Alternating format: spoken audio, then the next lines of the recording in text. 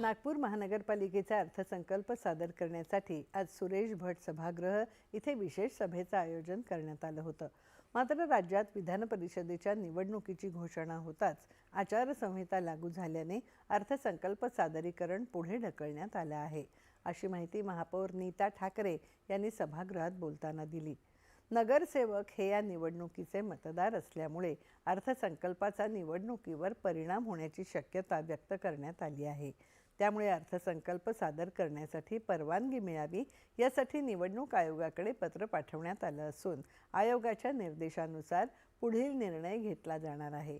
दरम्यान शहरात सुरू असलेल्या विकास कामांवर कोणताही परिणाम होणार नसल्याचं मनपा स्थायी समितीच्या सभापती शिवानी दाणी वखरे यांनी स्पष्ट केलं आहे. आखाती देशांच्या विनंतीनंतर